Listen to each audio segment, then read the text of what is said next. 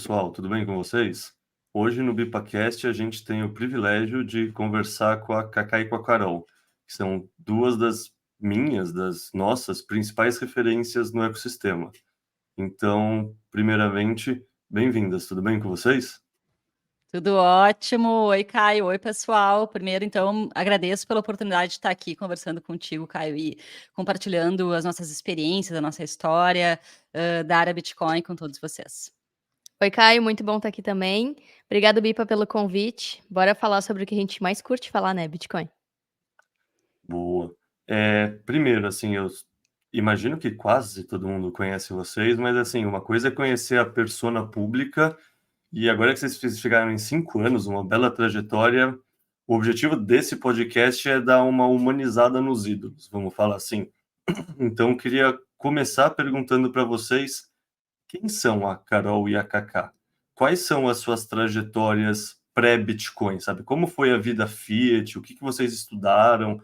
Qual caminho vocês percorreram? Assim, conta um pouco no fundo, dessa pré-história, a história Fiat antes de chegar no Bitcoin.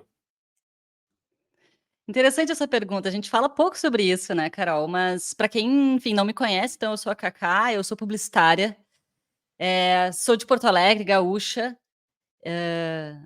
A vida inteira morei em Porto Alegre, já morei no Rio de Janeiro, morei em São Paulo e sempre trabalhei na área de publicidade, em agências de publicidade. Em algum período da minha vida eu também trabalhei em agências de viagem, são dois assuntos assim que eu gosto muito, marketing e viagem. Então acabei explorando esses dois caminhos. Em um determinado momento também fui empreender. E aí que eu e a Carol, nossos caminhos assim dentro de trabalho, a gente se cruzou. Mas a gente já se conhece de antes. Eu vou primeiro deixar a Carol se apresentar para depois contar essa história de como que a gente se conheceu. Bom, eu sou a Carol. Antes do Bitcoin eu era dentista e antes de ser dentista eu era baterista. Então, várias coisas ao longo da vida aconteceram que me levaram ao Bitcoin. E hoje em dia eu acho que eu uso um pouco de cada uma dessas áreas, né, que ajuda a complementar o entendimento sobre o Bitcoin, que ajuda a gente a se conectar com as pessoas e fazer esse bem bolado, né, que é a vida e que é o trabalho e que é tudo uma coisa só.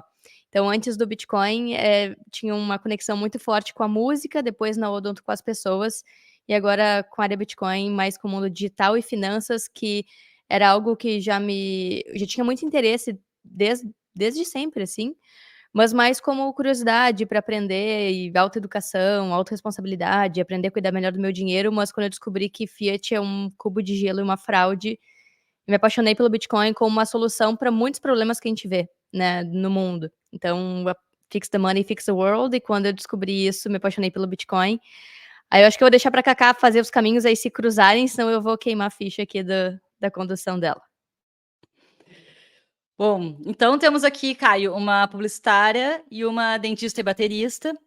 Eu e a Carol, a gente se conhece há muitos anos já. Acho que 15 anos.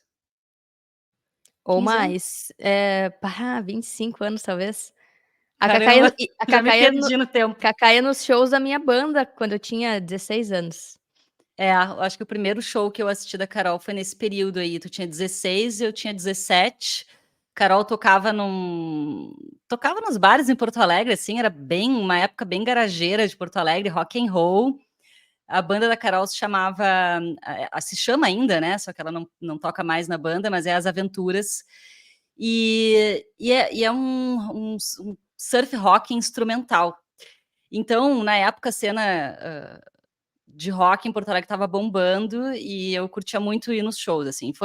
Então, nesse período que eu conhecia a Carol, mas a gente ainda não fazia parte do mesmo círculo de amizade, assim, né?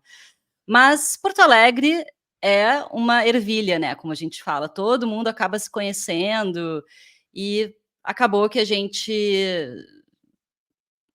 amigas nos apresentaram, tocamos juntas numa banda depois. Na época eu tocava guitarra, violão, enfim, a gente acabou fazendo uma banda juntas que não foi para frente, se chamava Wine. Acho que a gente fez um show numa formatura e teve uns 4 ensaios e a banda acabou, né? Olha, Isso. desculpa o que eu vou falar agora, mas que bom pra gente que a banda não foi pra frente. Mais ou menos, né? Vai que a gente, enfim, começa a pela banda, pela música, quando vê, enfim. Mas enfim, é a história do efeito borboleta, ninguém sabe como que ia acabar no Bitcoin. Quem sabe rola uma banda bitcoiner, né? Enfim, tá A em gente aberto ainda esse projeto, vai a gente saber, né? tá horas falando disso, né. Bom, mas enfim, acho que muita gente não sabe, mas eu e a Carol somos casadas, foi nessa época que a gente se conheceu. A gente já tá juntas há 12 anos e casadas oficialmente, no papel há 5. Enfim, teve um momento que a Carol tinha um negócio dela próprio, um consultório, uma clínica, né, de odontologia, tinha um espaço em aberto nessa clínica e eu acabei abrindo um negócio junto com ela e administrando esse negócio. Eu saí das agências de publicidade, saí da agência de viagem e fui empreender. Eu queria muito empreender, minha família é de empreendedores.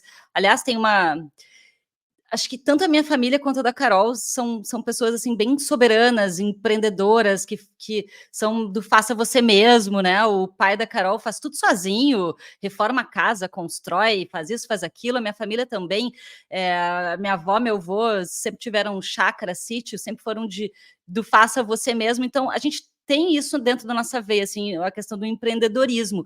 E aí nós fomos trabalhar juntas, ficamos 4 anos dentro dessa clínica, trabalhando juntas, na clínica de odontologia, e eis que nós fomos buscar uma consultoria financeira para entender como a gente poderia ser mais eficiente no nosso negócio na época.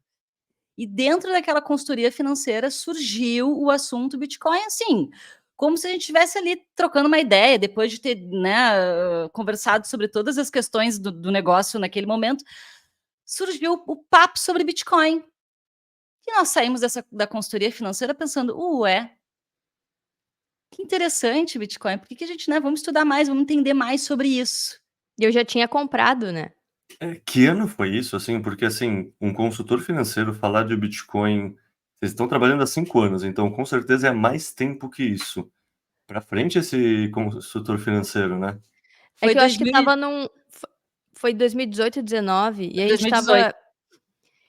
estava fazendo assim, ó: "Bah, que saco esse monte de gasto da clínica", e o que pegava muito pra mim era as taxas da maquininha de cartão, que às vezes era 20%, dependendo.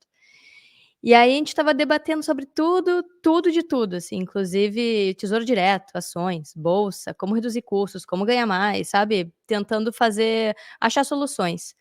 E aí eu acho que o Bitcoin estava dando uma subida naquela época e eu já tinha comprado em 2017, em dezembro. E aí surgiu o assunto: "Tá, e Bitcoin, hein, tu sabe mais sobre isso?" A gente começou a debater sobre: "Tá, o que que é isso? É o futuro?" Aqueles papos, né, "O futuro do sistema financeiro, que isso vai significar para o futuro, blá, blá, blá, blá, blá". E aí, a gente começou a se questionar, eu e a Cacá, sobre: "Ah, e se a gente aceitasse Bitcoin, será que não ia reduzir essas taxas das maquininhas?"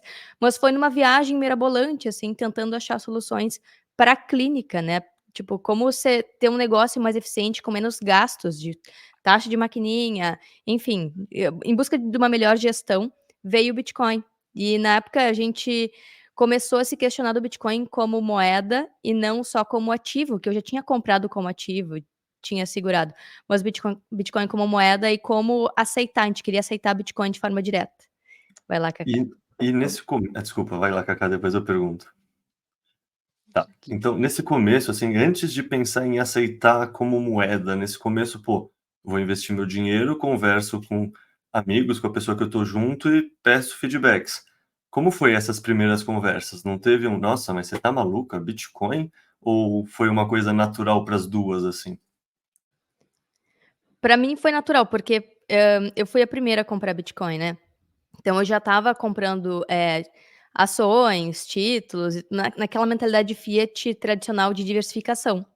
E para mim na época foi natural, porque eu pensei: "Bom, eu já tenho ações, Bitcoin é muito mais volátil, então por teoria, é longo prazo também, eu vou comprar, se cair, azar". Mas eu comprei, assim, muito pouco, sabe, acho que foi R$ 1.000 em 2017, e segurei, até que veio o bear 2018, aí final de 2018 a gente começou a estudar sobre Bitcoin, 2019 deu aquele boom mental, início de 2019. Então, foi algo natural, até porque eu já vinha conversando com a Cacá sobre investimentos, já estava nessa pira de como que eu posso não sucumbir à roda dos ratos? E aí eu estava nessa busca pessoal. E a partir dessa busca pessoal veio a busca da clínica e a busca da clínica com o pessoal, aí trouxe o Bitcoin. Então foi de novo, essa mistura de coisas, né, de tentar ter um negócio mais sustentável, mas ao mesmo tempo eu já estava estudando investimentos, e aí vem essa coisa chamada Bitcoin, que é um ativo, que é uma moeda, que é uma revolução digital, e a gente tentando, usar essa ferramenta no lado pessoal e na clínica também. E a Cacá foi super receptiva, assim, ela nunca desacreditou do Bitcoin, a gente tratou isso bem natural, assim, né, nunca teve uma resistência, né. Tu lembra como é que foi no início? Muito pelo contrário, e é muito doida essa história, porque olha como isso se repete, né. É muito comum as pessoas se interessarem por Bitcoin, na terceira vez que ouvem falar sobre isso, na quarta vez que ouvem falar sobre isso. Eu li sobre Bitcoin em 2012, tentei comprar na época e não consegui. Então, eu já tinha falado para Carol sobre Bitcoin também, acho que em 2013. Já tinha, assim, É verdade. bate-papo, sabe, bate-papo durante o jantar, que eu já nem lembro mais o que a gente falou, o que eu trouxe, porque eu tinha lido sobre isso e tinha me chamado muito a atenção o fato de ser uma moeda global. Isso, na verdade, foi o que mais me pegou no Bitcoin, desde o início. Desde o início eu pensei: "Puxa vida, quer dizer então que eu posso comprar Bitcoin e usar nos Estados Unidos, usar na Europa, usar em qualquer lugar? Eu não preciso mais fazer conversão de moeda? Eu compro isso e isso vale em qualquer lugar do mundo?". Esse foi o primeiro clique que me deu. E quando, enfim, eu trabalho com internet há muitos anos, né, desde a época da publicidade, eu já trabalhava como social media. Então já trabalho no online há muito tempo. Então acho que isso também tem a ver o fato do Bitcoin me dar esse clique por ser moeda global, né, porque é a moeda da internet, Eu né, então lembro de ti hã. eu lembro de ti com essa empolgação, pensando em viagens, né. "Bah, isso quer dizer que eu Sim, posso não gastar um monte com taxa de câmbio e conversão e exchange, posso viajar só com Bitcoin". E é verdade, eu lembro que foi isso aí que te pegou no âmago, assim, que mais mexeu contigo, então tá, vamos aceitar essa moeda global, né. exato, eu nem imaginava que isso poderia valorizar da forma como valorizou até então. Isso não foi o meu primeiro clique, né. Para muitas pessoas vem pela valorização, pelo investimento, não foi o meu caso. Mas, bom, passados vários anos, então na clínica a gente queria aceitar Bitcoin como moeda. E nisso a gente começou a pesquisar, Caio, e não tinha muito conteúdo sobre, assim, ou a gente não se ligou onde encontrar esse conteúdo, em português, né. Claro, comparado, 2018, 2019 com o que é hoje, mudou absolutamente, né, o mercado e o acesso à informação sobre Bitcoin é totalmente diferente daquela época. Então ali no início de 2000, no final de 2018, na verdade, foi quando a gente começou a pesquisar, a gente não encontrou nada que fosse didático, hã, enfim, não entendemos muito bem como que a gente poderia aceitar no nosso negócio, qual era a forma mais fácil, né, e tal. E aí a gente pensou: "Puxa vida, se a gente está tendo essa demanda, essa necessidade de querendo saber mais, e talvez outras pessoas, empreendedores, também queiram ter acesso a um conteúdo fácil, como que a gente pode explicar do nosso jeito para mais pessoas?". E foi assim que o projeto começou, ali em meados de 2019. Isso é a veia empreendedora falando, né, que supostamente se você encontra uma dor que é sua, provavelmente é uma dor de várias outras pessoas, então você solucionando a sua própria dor, você está ajudando outras pessoas. É interessante que a história da Bip é assim também, o Luiz conta uma história parecida, assim, que no começo ele queria uma forma de usar o Bitcoin, comprar o Bitcoin, e ele não gostava das soluções que ele conhecia, então ele pensou: "Pô, vou criar a minha". E isso é uma história, assim, recorrente entre muitas pessoas. E só para fazer um comentário aqui, também ouvi falar do Bitcoin em 2012, também ouvi falar do Bitcoin em 2014. Um amigo tentou me explicar, só que, assim, ele me explicou como se fosse uma coisa de day trade. E eu pensei: "Pô, mas não tem condições, se eu não entrar todo dia, eu vou estar perdendo dinheiro, então não é para mim, isso é para alguém que tem mais tempo, é para alguém que não está fazendo mestrado, doutorado, essas coisas todas", e que pena, que pena. Faz parte, né, acho que tá na trajetória de todo mundo isso daí. É verdade, acho que tá na trajetória de todo mundo tem uma história assim, né, de ter lido, ouvido falar de Bitcoin há um tempo atrás. É isso, me lembra muito quando a pessoa tá aprendendo quando a criança tá aprendendo a identificar os sabores, assim, e a mãe tem que oferecer sei lá, 5 vezes tomate para a criança se desensibilizar com o tomate, sabe? E com a gente também, com todo mundo, tem que encostar no Bitcoin várias vezes para daí, tá, talvez isso seja uma ferramenta para mim. E aí que começa a ver como algo familiar, né? Porque nos primeiros contatos, como a Cacá falou, eu lembro até da Cacá comentar comigo quando ela tentou comprar, parecia um site horroroso, horroroso, que ela ia pegar um vírus no computador se continuasse ali, que ela meio que saiu correndo porque achou que ia ser complicado, difícil, que não era um site real. Então, existe essa não familiaridade que causa desconfiança, que lá no início era mais difícil, então reforçando tudo que a gente falou, era mais difícil, não tinha tantos conteúdos e hoje em dia é muito mais fácil, inclusive a Bipa é uma ótima ferramenta para as pessoas acessarem Bitcoin hoje, e é super facilitado, é super fácil de usar. Lá naquela época, 2018, 17, antes até, era muito mais complexo e a galera que, enfim, começou, sei lá, 2010, 2011 a minerar, imagina como era difícil achar informação sobre como minerar Bitcoin, por exemplo, né, lá no início da rede. Se comprava pelo Mercado Livre aqui no Brasil. Era de P2P, quem tinha, anunciava ali que tinha, e tu tinha que negociar direto era a forma como se fazia a intermediação. Hoje em dia, como tu falou, Carol, é muito simples, né? Por um aplicativo, abre em 5 minutos, abre uma conta, tu já tem acesso a Bitcoin. E eu É lembro o medo totalmente que tinha, simplificado. e o medo que tinha de comprar naquela época pelo Mercado Livre, que era de golpe, né? Porque Sim. era só um anúncio, uma página estática ali, que tu não tinha garantia ou não se tu ia fazer a transferência e tu ia receber os bitcoins depois no endereço. E tinha até algumas coisas de depositar no envelope, no banco, no depósito, que hoje em dia nem sei se existe mais esse mecanismo de depositar no banco via envelope. Deve ter, né? Eu que não. Não tenho nem Eu mais que não dinheiro de faço papel mais. em dia, Carol. Sim. O E sistema como virou cashless, total. nossa, nem me fala. É. Mas e como foi nesse começo aprender sobre economia, dinheiro, visto assim que nenhuma das duas tem uma formação em economia ou alguma especialização em investimentos? E eu pergunto isso porque assim, eu lembro, hoje em dia a gente já construiu convicção, a gente trabalha no ecossistema, mas provavelmente tem pessoas escutando a gente que estão nessa mesma sensação que é qual? Pô, será que eu não tô maluco? Será que assim, por que o pessoal da Faria Lima, por que os investidores tradicionais não estão abraçando isso? O que que eu, como assim eu consigo descobrir algo que eles não conseguiram? Será que eu tô maluco? Como foi para vocês esse processo? Para vocês, sei lá, 2018, 2019, sabe, esse começo assim, vocês tiveram essa sensação também de caramba, será que isso faz sentido mesmo ou será que eu tô alucinando? Total, pra mim o primeiro momento foi tipo: "Tá, ok, isso faz sentido o que eu tô aprendendo sobre Bitcoin", mas ao mesmo tempo eu tentava encaixar nas teorias Fiat, que era diversificação. Então, eu não conseguia perceber que eu ainda enxergava Bitcoin apenas como ativo e não como um novo sistema financeiro que tá desmonetizando o Fiat, né. Então, eu tentava juntar os 2 mundos.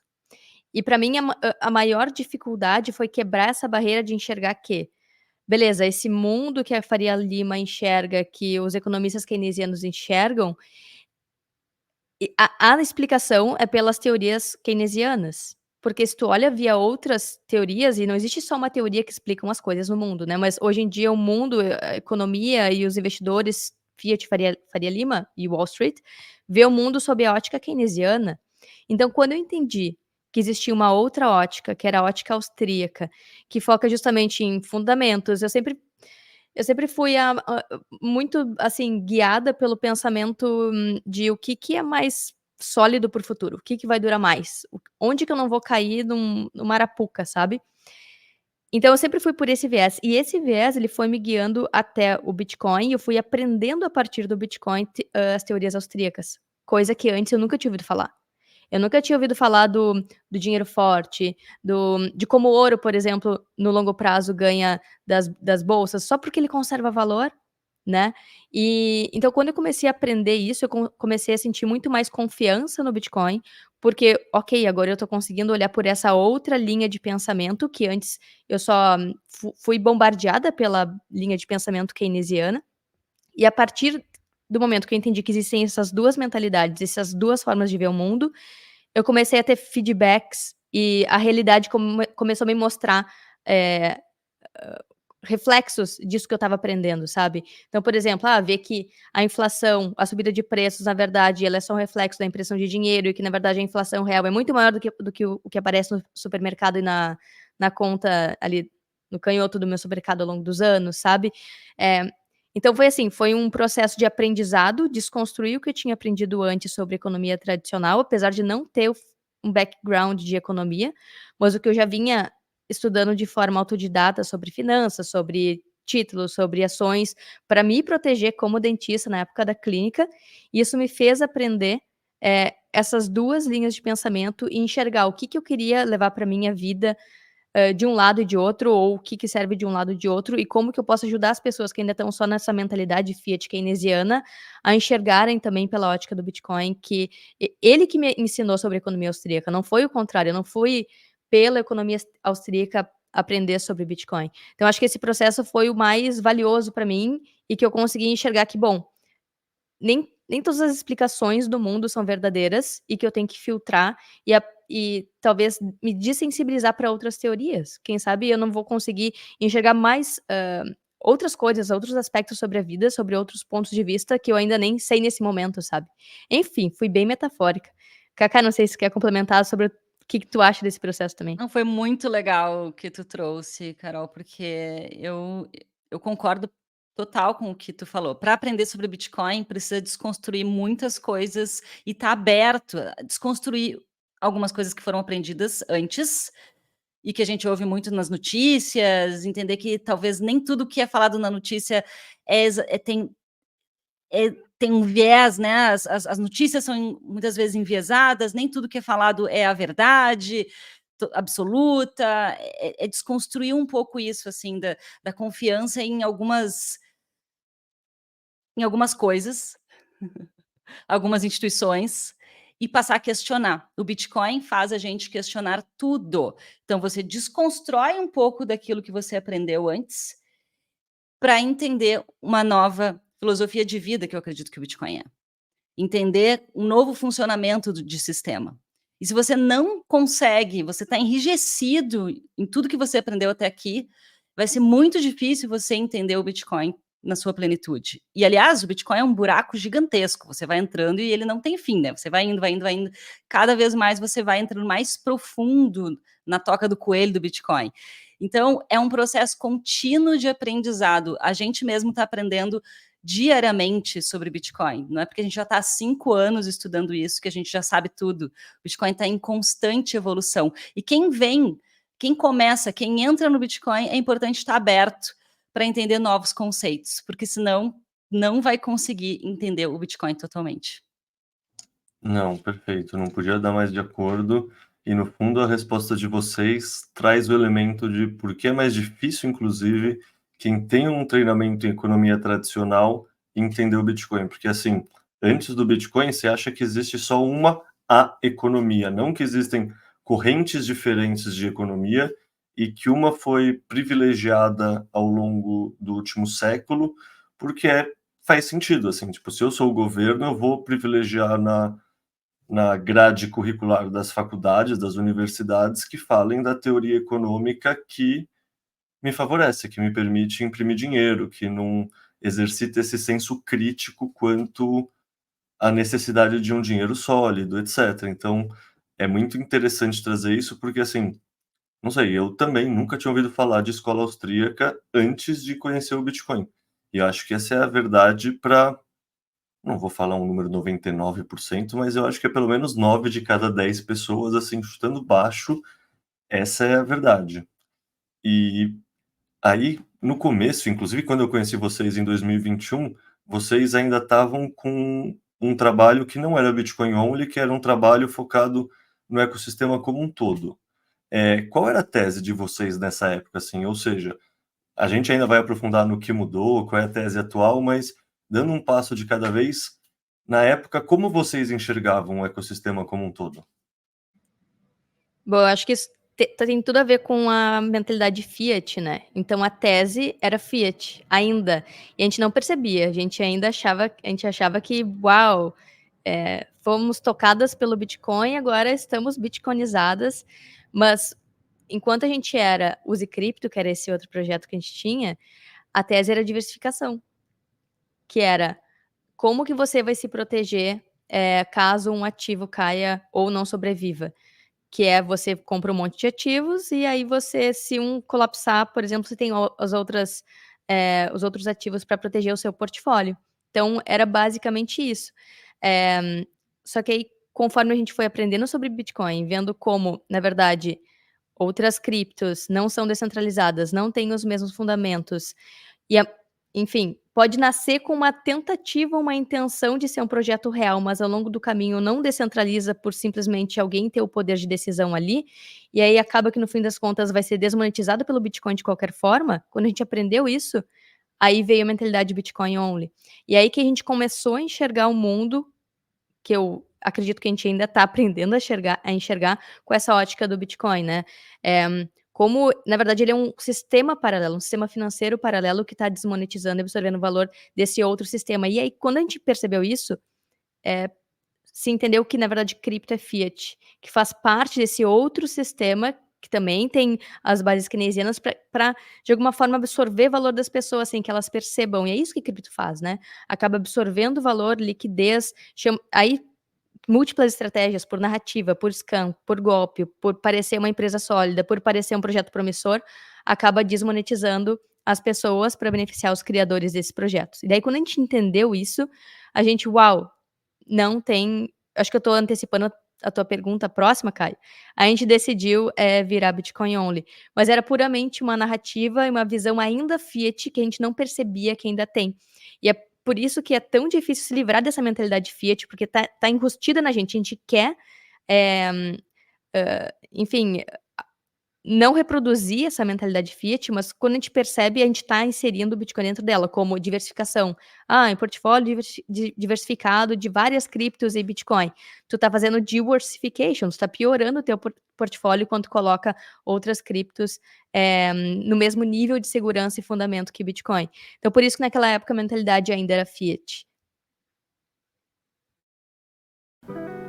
Nesse vídeo, você vai entender o que é o BitPix e como utilizá-lo. O BitPix automatiza a conversão dos seus depósitos Pix em Bitcoin ou dólar digital. Para usar, você só precisa transformar uma chave Pix em uma chave BitPix. Após isso, todo o valor enviado a essa chave será automaticamente convertido na sua moeda digital preferida. E para transformar a sua chave Pix em BitPix, é só seguir esses passos. Na página inicial, clique no símbolo de Bitcoin e dólar no menu inferior. Desça a tela e clique em Conheça o BitPix. Leia as instruções e em seguida clique em Cadastrar uma chave BitPix. Escolha uma chave Pix para transformá-la em uma chave BitPix. Escolha a moeda na qual deseja que os depósitos em reais feitos para ela sejam convertidos e clique em Selecionar. E pronto, é só fazer um depósito para a chave e ver a mágica acontecer. Bom, a Cacá ficou em silêncio, imagina que eu posso seguir sobre esse tema. Então, assim, eu queria que vocês falassem, assim, algumas coisas, alguns exemplos que levaram a essa transição. E aí eu queria perguntar se a irracionalidade do bull market de 2020, 2021, com venda de terreno no metaverso, NFT de macaco, porque, assim, essas coisas, no fundo, deixam muito escancarado, assim, sei lá, para mim foi muito uma época de o rei está nu e ficou sem vergonha de estar nu. Daí eu queria saber como vocês foram vendo tudo isso e, e também junto a essa pergunta, uma questão que é para ajudar o pessoal mais iniciante que está ouvindo a gente, que é como evitar cair nesse canto de sereia? Porque no fundo tem muitos vendedores de ilusão que se aproveitam dos iniciantes, né? Boa. Primeira pergunta é como a gente via essa época, né? É muito engraçado, porque nessa época existia narrativa, e aí hoje eu vejo como tudo uma grande narrativa, tá? Que vai e volta ao longo dos ciclos. Mas era uma narrativa, para algumas pessoas fazerem grana, algumas empresas que acabaram também absorvendo esses produtos, começaram a inserir. O que a gente viu de empresa que era super fiat, que desdenhava Bitcoin, e criptos também, se converter e começar a inserir Bitcoin ou lançar exchange, lançar produto, lançar relatório, enfim, 1000 produtos envolvidos com isso. Quer falar, Cacá? Vai lá. Desculpa me intrometer, mas é porque tem tudo a ver com o que tu está falando. Eu vi muitas empresas desesperadas pegando o metaverso como uma oportunidade de inovar, que foi o próprio caso do Facebook. O Facebook estava morto. E aí pegou a ideia do metaverso e disse: nossa, isso aqui é o futuro, agora a gente é Meta, agora a Meta vai ser a empresa mega blaster do futuro. Então, se apropriaram da narrativa que a Carol está falando para se alavancar em cima disso, né? Se mostrar inovadoras. Mas aquilo ali não dava para ver que que não ia para frente, tanto que não foi, né? O Facebook até desmantelou já o grupo que estudava metaversos, né? Teve toda uma apresentação do Mark Zuckerberg mostrando ele dentro do metaverso. Isso nem existe mais. E a gente viu isso também na Disney, a gente viu outros projetos, outras empresas apresentando projetos de metaversos que não progrediram. É que o que a gente começou a perceber, né?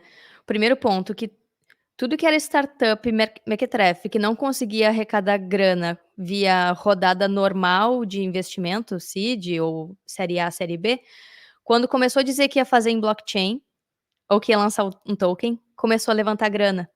E aí esse movimento aí que a Cacá trouxe da Meta, da Disney, de várias empresas tradicionais inserindo o metaverso, inserindo o NFT, é justamente um movimento, um reflexo desse movimento de, bom, então vamos inserir isso no nosso modelo de negócio, que nem IA agora, né? Vamos inserir IA, e aí começa a captar e começa a se vincular uma boa narrativa promissora no mercado. Mas o que me fez enxergar tudo isso não foi as narrativas. A narrativa é justamente o contrário, é algo que confunde as pessoas. As pessoas seguem acreditando em cripto, em NFT, nesse monte de Web3, DeFi, blá blá blá, justamente pela narrativa. Porque vem um monte de empresa, aí um monte de jornal, um monte de mídia, todo mundo falando que blockchain é melhor que Bitcoin, que blockchain é sim, Bitcoin não, que blockchain é verdadeira inovação por trás do Bitcoin, como argumento para lançar seus tokens, como argumento para se vender melhor que Bitcoin. Mas o que me fez ver que tudo isso era só narrativa e não tinha fundamento nenhum, foi justamente quando eu comecei a prestar atenção nos pontos e comecei a refletir sobre o que é descentralização.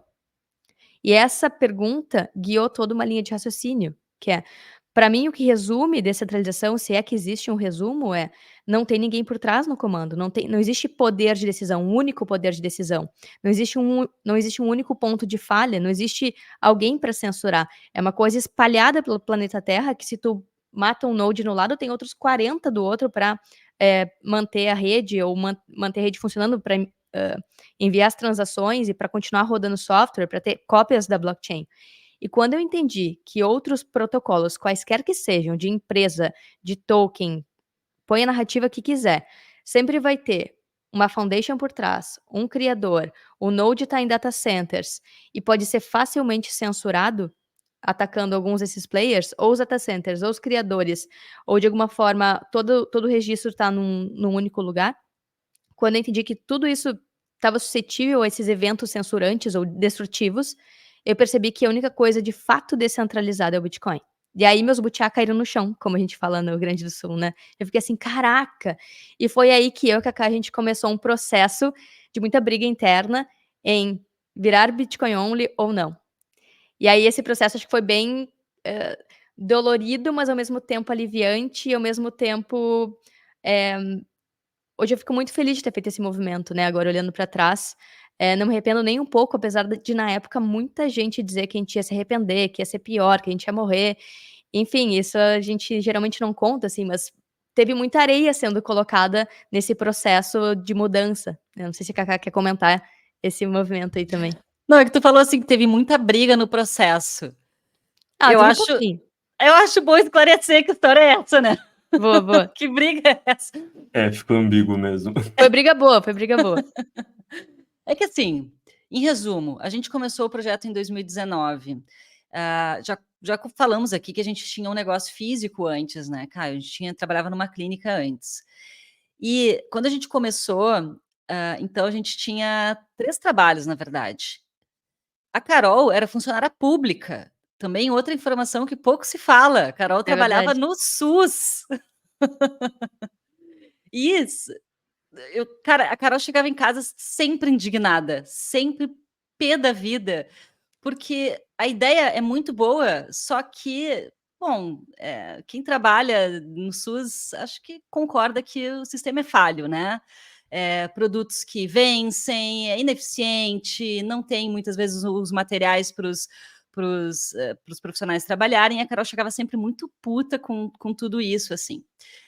E, bom, a gente então tinha 3 trabalhos. Tinha a clínica, a Carol trabalhava no SUS e à noite, finais de semana, a gente trabalhava, na época, então, era Use Cripto, no projeto de educação, né? Que a gente tinha começado ali com o YouTube, com o Instagram. Foram essas 2 principais redes que a gente começou a trabalhar. Logo antes da pandemia, em 2020, então a gente ficou 2019 inteiro trabalhando assim. Tocava o projeto à noite e finais de semana.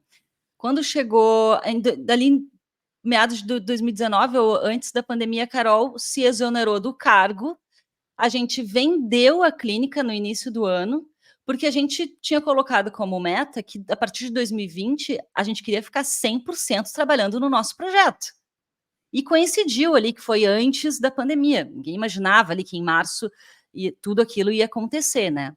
Então, antes da pandemia, a gente já estava full time, 100% trabalhando no projeto que então na época se chamava Use Cripto. Ficamos assim, trabalhando numa garagem, saímos, entregamos o apartamento que a gente tinha alugado, fomos morar numa garagem improvisada que a gente transformou num loft, e assim nós ficamos até pouco tempo atrás, 4 anos trabalhando enxuto, bem enxuto mesmo, full time, de domingo a domingo. E ali naquele momento que a Carol me veio com essa ideia de que a gente precisava virar Bitcoin only, que foi no início de 2022, né, Carol? Foi em janeiro de 2022 a gente começou a conversar sobre isso. Foi final de 2021. A gente começou Final de 2021. a cogitar. Eu lembro porque que foi em El foi Salvador, quando a né? gente se conheceu, eu lembro que eu ficava brincando com vocês que quando vocês iam mudar para Use Bitcoin em vez de Use Cripto. É verdade, foi em El Salvador quando a gente se encontrou, né, Caio? Começou tudo isso. Então, por que houve uma certa resistência da minha parte de fazer toda uma mudança? Porque a gente vinha construindo. Eu, como uma pessoa de marketing, estava olhando ali para o nosso branding, a gente vinha trabalhando dentro da marca Use Cripto desde 2019, 2 anos de trabalho, né, de colocar a plataforma no ar, um trabalho muito extenso de domingo a domingo, como eu falei. Então, assim, muito suor colocado nisso. Para a gente fazer uma transição, ia dar muito mais trabalho. A gente teria que fazer todo um rebranding. Não poderia, inclusive, ficar com o nome Use Cripto. A gente teria que mudar o nome. Então, a minha resistência foi nesse sentido. Uma resistência de... Nossa, como é que a gente vai fazer uma transição dessa? A gente vai ter que mudar muita coisa, né? Então, foi nesse sentido. Mas eu já entendia o que a Carol estava dizendo. Eu também tive um clique para o Bitcoin Only ali, quando a gente foi para El Salvador. Foi uma das primeiras conferências Bitcoin Only que a gente foi. Acho que foi a primeira, inclusive, até, né? Foi, que a gente foi. Em El Salvador, quando El Salvador... em meados do ano, Bitcoin passou a ser moeda legal em El Salvador e logo na sequência teve a primeira conferência Bitcoin Only por lá, que é a Adopting Bitcoin, nós fomos. E encontramos contigo, né, Caio, por lá. Então, ali, eu comecei a visualizar as diferenças de mercado, as diferenças do que é cripto, do que é Bitcoin. Só que a Carol já estava adiantada nesse pensamento. Hoje a Cacá é pior do que eu, tá? Às vezes eu falo assim, calma, tu vai falar isso, tu vai botar uma bomba. Mas enfim, vai lá, desculpa. Só pra complementar que hoje tu é a mais... Acho que eu tô um pouco mais tóxica. Mas foi isso, foi essa nossa, entre aspas, briga, né? Foi mais uma resistência mesmo de ter de mudar tudo. E no fim das contas, mudamos tudo. Hoje a gente é área Bitcoin, a gente passou 6 meses pensando. Eu sempre lembro de janeiro de 2022, porque foi de janeiro de 2022 a junho de 2022, foram 6 meses pensando o novo nome, fazendo rebranding, mudando paleta de cores, junto com uma equipe de designers. Então, foi todo um trabalho para a gente também mostrar para as pessoas os motivos do porquê a gente estava fazendo esse movimento, né? Para que os nossos seguidores, as pessoas que nos acompanham, do qual a gente tem muito respeito e muito carinho, entendessem por que a gente estava fazendo isso, para onde que a gente estava indo. Ainda que a gente não estimulasse antes que as pessoas comprassem, a gente nunca foi um projeto que fez call ou compra isso, faz isso, tal moeda vai bombar X mil%. A gente nunca teve esse caminho de comunicação, mas sempre um caminho de educação. Mas as pessoas precisavam entender qual era esse movimento, por que a gente estava fazendo isso. Até porque uma das coisas que nos incomodava muito na época era essa mistura proposital de Bitcoin e criptos. Então, se Bitcoin é uma cripto, às vezes usava Bitcoin para justificar um scam, um golpe, né? Então, se Bitcoin surgiu e Bitcoin é verídico, então compra o meu token aqui, Xing Ling, que eu fiz lá na minha garagem, porque é a mesma coisa que o Bitcoin. Então, essa mistureba esse affinity scam, né? Um golpe de afinidade das criptos com o Bitcoin, era o que estava nos revoltando muito, porque isso dificultava as pessoas de verem a diferença. Então, por isso que mudar o nome foi muito, muito importante, porque se a gente mantivesse o Use Cripto, por exemplo, a gente ia de alguma forma continuar chancelando esse comportamento. E esse foi o principal motivo da mudança de nome, de não chancelar de nenhuma forma essa mistura de conceitos de Bitcoin com o restante, que a gente estava vendo que era um mecanismo fiat, de manter a confusão, né, sobre o que é fiat e o que é Bitcoin, que fiat é cripto e cripto é fiat, né? Então, por isso que a gente mudou de nome, para deixar o mais claro possível esse entendimento e esse novo entendimento, né, de como que a gente ia se posicionar dali para frente. Uma coisa que eu gosto de falar sobre essa questão do golpe de afinidade é o seguinte: o ouro é um metal, mas nenhum outro metal é o ouro. E a mesma coisa, assim, tipo, você não fala que o ouro é um metal quando você vai descrever o ouro, você fala que o ouro é o ouro. E as pessoas entendem a diferença do ouro para o alumínio, ou para o ferro, ou para o cobre, e assim, é a mesma coisa no nosso caso do Bitcoin e todas as outras criptos. O Bitcoin é uma cripto? Sim, mas nenhuma outra cripto é o Bitcoin. E assim, essa figura do ouro com outros metais, acho que ela é útil para explicar para as pessoas, porque é isso, querendo ou não, é o que vocês falaram, o ecossistema cripto tenta ao máximo confundir as pessoas e fazer elas acreditarem que é tudo a mesma coisa. E quanto mais você estuda, mais você vê que isso não é verdade. E aí, uma próxima pergunta que eu queria fazer para vocês sobre essa transição é que essa mudança aconteceu em 2022, né? E é uma característica comum nos bear markets a gente vê muitas pessoas que trabalham no ecossistema cripto se tornarem Bitcoin only, porque todas as criptos estão indo a zero ou próximo disso, enquanto o Bitcoin resiste muito mais por ser o único ativo desse ecossistema cripto como um todo que realmente tem fundamentos sólidos.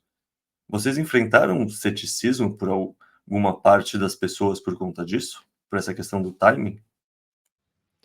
Sim, com certeza.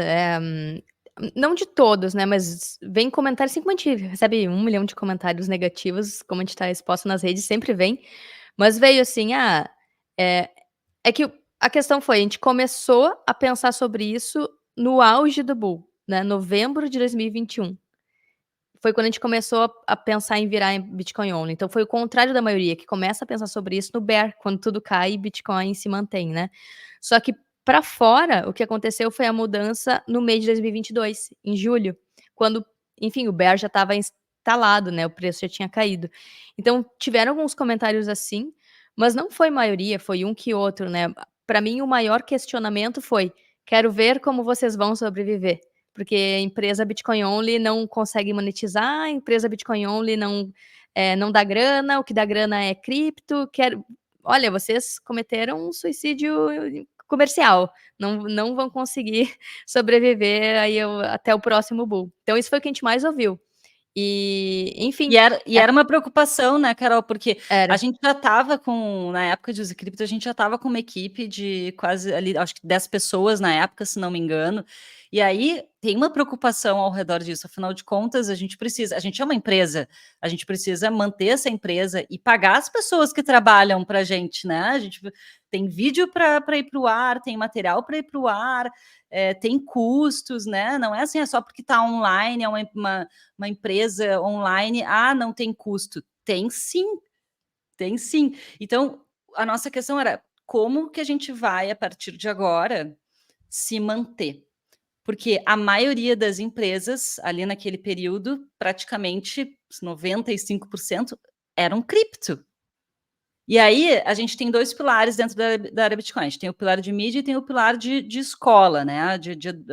Ambos são educação, mas tem o pilar mídia e tem o pilar cursos e workshops, que são pagos. Então, no pilar mídia, a gente tem parcerias com empresas, né? Que são super importantes também para fazer a roda girar. Então, a gente pensava, puxa vida, praticamente ali naquele momento eram raras as empresas Bitcoin only, né? Então, o que algumas pessoas nos questionaram nos backstages era isso: vocês vão afunilar muito as possibilidades, vai ficar mais difícil de vocês conseguirem se manter, até porque todo o mercado está virado para cripto, as pessoas ainda não entendem o que é Bitcoin only no Brasil. Né? Será que isso... Vocês têm certeza que vocês vão fazer esse movimento? Era essa a pergunta. E aí, Carol? Qual que era a resposta? É que assim, pra mim, pra gente, não tinha outro caminho, porque Exatamente. virou uma questão de propósito e uma questão de se sentir mal propagando. Inclusive, quando a gente falava a palavra cripto, eu sentia sabe? Tipo, não conseguia mais.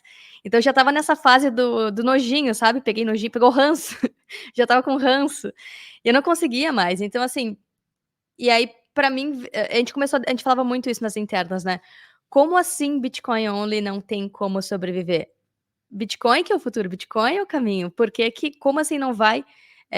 E aí foi muito interessante que de lá para cá, duas coisas aconteceram, né? Primeiro, foi o período que a gente mais cresceu, inclusive no Bear, foi isso bem interessante até, a gente esperava que fosse de forma mais lenta, e de lá para cá o mercado mudou pra caramba. Ali com a falência da FTX, parece que escancarou, e foi até uma sequência de eventos curiosa, porque a gente virou Bitcoin only em junho, julho de 2022. Em novembro, outubro, ali na SetsConf aconteceu a queda da FTX, que eu lembro que a gente estava comentando isso lá durante a conferência. E aí escancarou todos os podres de cripto e Affinity Scam e toda a trecheira veio à tona e trouxe mais entendimento e, inclusive, isso converteu mais pessoas para Bitcoin only.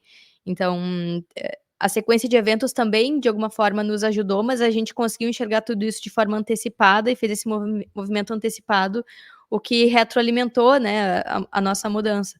Então, no fim, a gente sobreviveu, estamos aqui, ainda bem, mas foi um período tenso, conturbado e de muita incerteza, né? Fala pessoal, tudo bem? Espero que vocês estejam gostando desse episódio. Eu tô passando aqui para pedir para, caso vocês estejam, né, curtir, compartilhar, mandar para alguém que vocês acham que faz sentido, que a pessoa vai achar o tema interessante, que isso ajuda a gente a crescer, ajuda a gente a ver que isso que a gente está fazendo, esses podcasts fazem sentido e é do interesse de vocês. Eu também vou começar agora a deixar um link na descrição com uma pesquisa de opinião para colher mais feedback de vocês e saber como a gente consegue melhorar tanto o BipaCast quanto o Bipa News, todas essas frentes de conteúdo que a gente começou a fazer aqui na Bipa. Então curte, compartilha e dá essa força para a gente, responde dando sugestões, feedbacks, críticas para a gente sempre melhorando. Valeu! Bom, aqui eu queria fazer um comentário que, sim, eu já tinha conhecido vocês em 2021, novembro de 2021, lá na Adopting Bitcoin em El Salvador, e eu já entendia vocês como Bitcoiners. Então, para mim, mesmo no primeiro momento, já fez muito sentido essa mudança. Eu já esperava ela, porque a gente conversando, era claro que vocês eram Bitcoiners e não cripto, mas, assim, a comunidade Bitcoin Only ganhou, mas eu sinto que o global talvez inclusive tenha perdido. Eu já falei isso para vocês, só quero deixar registrado aqui. Por quê?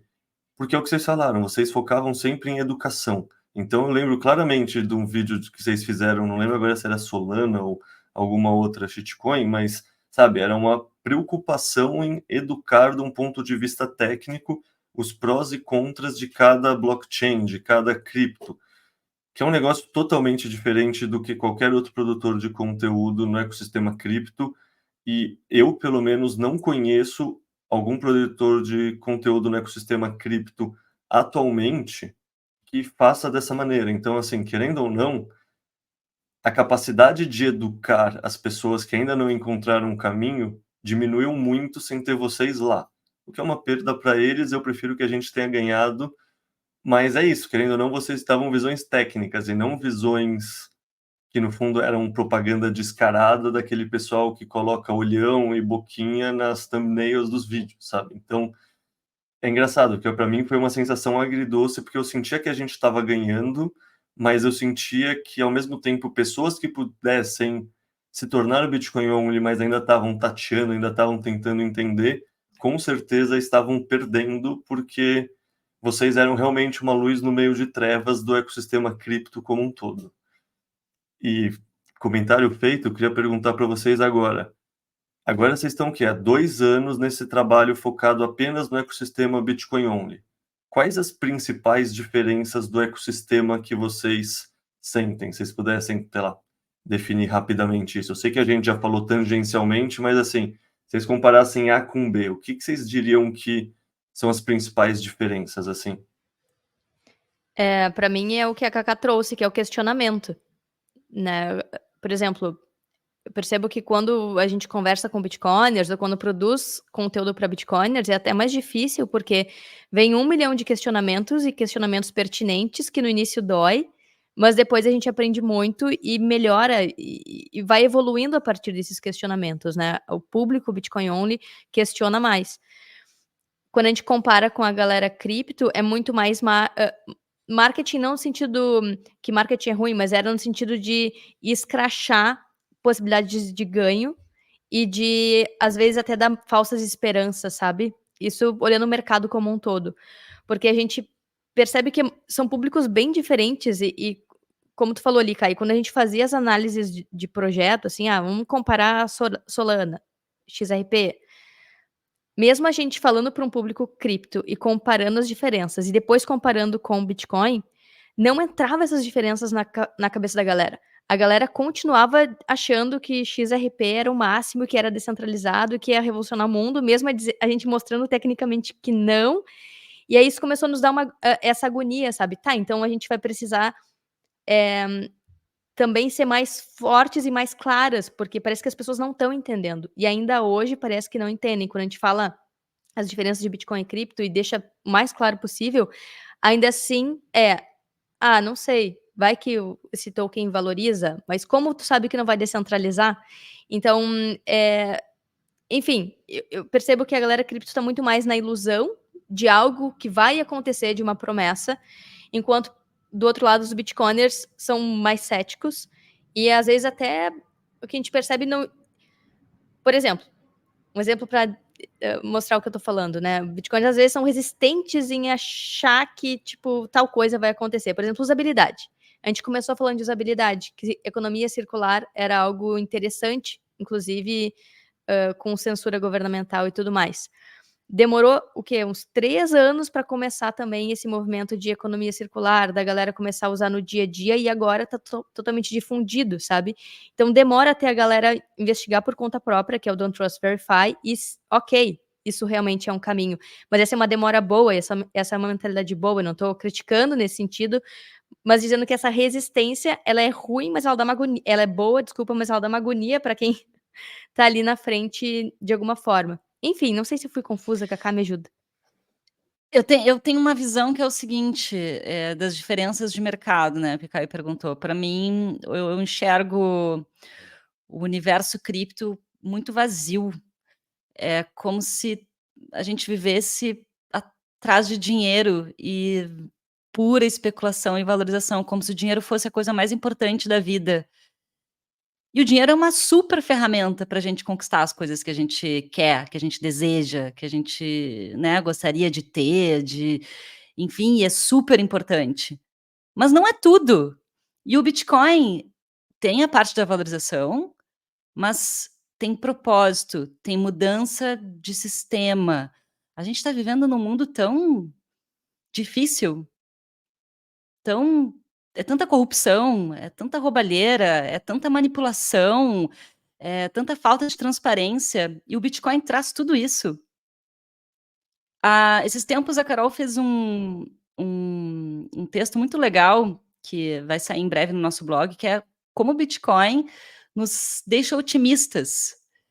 E então, é isso, o Bitcoin traz esperança, até o Michael Saylor fala isso, né? Bitcoin is hope. Bitcoin é esperança. Enquanto eu enxergo que cripto é pura especulação e ganância, e só tudo voltado pelo dinheiro, então eu acho muito vazio. Eu acho sem propósito. É desespero, né? Cripto é desespero, é ganhar por ganhar, por tirar do outro, não ganhar por valor, por propósito, por estar direcionado num caminho melhor. No fundo, cripto é narrativa, né? O que vocês falaram. Eu até conversei com um cara que não é Bitcoin only num Bipacast, acho que é o Bipacast 5 ou 6, que era sobre runes e tudo que estava acontecendo no Bitcoin. E uma consideração que ele fez que eu achei muito interessante é que nesse ecossistema maior, narrativa é fundamento. Só que é fundamento de curto prazo, né? Não sobrevive no longo prazo, mas no curto prazo, para você entender o que está acontecendo, narrativa é fundamento. Só que pra gente falar isso é um negócio que dá uma certa dor, pra falar a verdade, assim, né? Eu enxergo como mentira, porque se é fundamento de curto prazo, então é uma grande mentira, né? Não posso discordar, concordo totalmente. É, Não, o e pior de tudo, eu vou fazer uma crítica aqui, o que eu enxergo.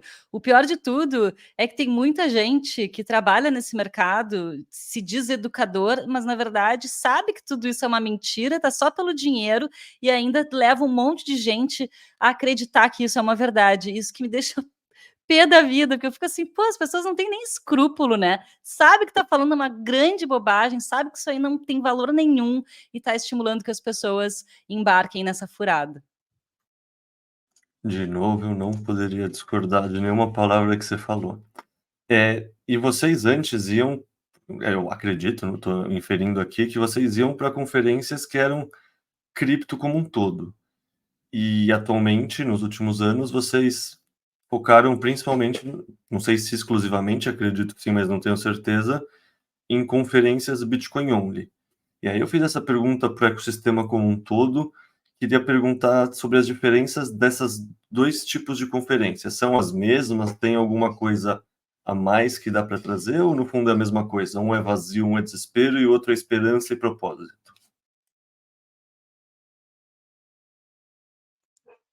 Nossos cachorros agora começaram a latir enlouquecidos. É, eu vou, não sei se a Carol tem alguma coisa para falar sobre isso, mas a primeira conferência que a gente foi em 2019 na Califórnia, chamada Blockchain Conference. Lembra, Eu acho Carol? que é. É. Enfim, Eu acho que era. inclusive foi nessa conferência a gente conheceu o Vitalik e tudo mais. Eu nunca vou esquecer dessa sensação. A gente entrou no hall do hotel, assim, onde estava acontecendo a conferência, e ele logo virou para nós, assim, e rolou aquele momento de todo mundo se olhar. E eu pensei, que cara mais esquisito esse. Será que ele é de verdade um humano? Porque não parece. Enfim, essa conferência, eu lembro bem, da sensação de ser muito voltada para mercado, no sentido tradicional da coisa. Muito Fiat, um clima Fiat, sabe?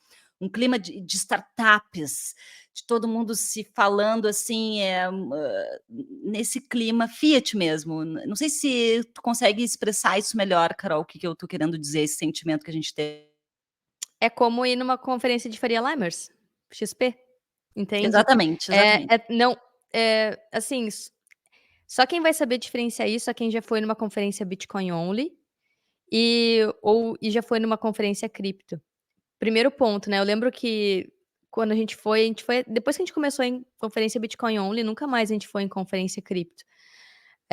Mas eu lembro que era muito essa sensação de Faria Limer e muito trade. De novo, análises voltadas para curto prazo, para especulação. e muita narrativa do que vai ser feito como promessa, em tal e tal token e tal em tal blockchain. Quando a gente fala de conferência Bitcoin, é muito voltado para filosofia. Isso eu nunca tinha visto antes em conferência cripto, nem de investimento tradicional, nada. No Bitcoin que começou essa veia filosófica de refletir sobre como o mundo era, como ele é e como ele pode ser. E aí no Bitcoin tem umas pegadas técnicas, assim, de atualizações, mas sem jogar confete, sabe. É tipo, o que que isso pode acontecer, o que que não pode acontecer. Por exemplo, a gente foi na TabConf, ano passado, e eram os devs enfim, se pegando no pau, assim, brigando por o que que eles achavam que tinha que ser feito tecnicamente. Nossa, isso é muito legal de acompanhar, porque a gente, eu não sou dev, eu não sei codar, mas eu entendo alguns conceitos e é muito esclarecedor ver 2 devs falando o que tá por trás daquela linha de código que eles estão querendo implementar ou, desenvolvendo para o Bitcoin. Então é uma pegada totalmente diferente, então eu não via isso nas conferências cripto e eu vejo nas conferências Bitcoin, e além de uma mistura de conceitos, né. Quando a gente ia em conferência cripto era basicamente valorização e publi para algumas empresas que estavam lá patrocinando o evento, e era uma atrás da outra, assim, exchange, banco, um token específico, era mais um espaço publicitário do que um espaço de discussão e debate. Eu diria, inclusive, que as conferências Bitcoin Only, o meio Bitcoin Only, ele é mais nerd e mais científico. É essa sensação que eu tenho. Perfeito. Inclusive, falando de conferências Bitcoin Only, ano passado vocês participaram da organização da SetsConf. Fala um pouco mais sobre essa experiência como um todo. O que que é a SetsConf? Quais foram os pontos altos na visão de vocês e como é organizar um evento desse porte? Foi muito legal a gente participar da organização da SetsConf. A SetsConf é uma das conferências Bitcoin Only que existem no mundo. A SetsConf é aqui do Brasil, liderada pelo Lucas. O Lucas nos convidou para participar da organização da edição de 2022, que foi a primeira edição. Naquele momento a gente estava envolvidas ainda na transição, né, de use cripto para a área Bitcoin, que a gente já comentou aqui antes. Então a gente estava no meio desse furacão, repaginando todo o projeto, se alinhando esse novo caminho, e a gente não participou. Aí, 2023, nós participamos, né, ajudamos o Lucas a organizar a conferência, a segunda edição, e foi uma experiência maravilhosa. É muito legal estar junto de pessoas bacanas promovendo um evento, um encontro de bitcoiners, que é voltado para a educação, que é voltado para esclarecer sobre Bitcoin. É uma energia muito boa, né? E, enfim, a gente teve que sair, a gente não conseguiu dar continuidade nisso, porque a gente tem os planos para a área Bitcoin, então, de expansão, né, de conteúdo para outras línguas. É muito trabalho, gente, criar conteúdo, desenvolver um curso do zero, atualizar aulas, é algo constante. Eu digo que é diferente de um mercado tradicional, de outros conteúdos que você faz e aquilo é aquilo e aquilo, não muda muito. Dentro do Bitcoin muda muita coisa, os fundamentos são os mesmos, mas as plataformas, as empresas, as rampas de entrada estão mudando a todo instante. É um ecossistema em desenvolvimento absurdo. Então, toda hora chega coisa nova, além de que a gente vai aprendendo também coisas novas a todo instante e quer repassar isso para as pessoas. Então, é muito trabalho. Toda hora tem que fica de olho no que está acontecendo. E aí a gente optou por não dar continuidade na organização junto com o Lucas, né, na organização da SetsConf, para a gente, enfim, conseguir dar conta de tudo que a gente tem na Bitcoin. Mas quem não foi na SetsConf, aproveite que vai ter esse ano de novo outra edição, compre o seu ingresso e participe, porque é muito legal a troca entre as pessoas, os conteúdos que são trazidos no palco e conhecer outros Bitcoiners, né, porque geralmente quando a gente descobre o Bitcoin, a gente quer trocar com outras pessoas sobre isso, e muitas vezes não tem amigos que entraram ainda na toca do coelho, que se interessam pelo assunto, não tem pessoas da família que se interessam ainda. Então, ali é um momento que todo mundo consegue trocar e fica aquela empolgação, né, que está no meio dos bitcoiners e um conversa com o outro. Vale muito a experiência estar dentro desse evento, participar, acompanhar as palestras, é muito enriquecedor, é um grande aprendizado. A gente também aprende não só na SetsConf, mas participando de outras conferências Bitcoin Only fora do país.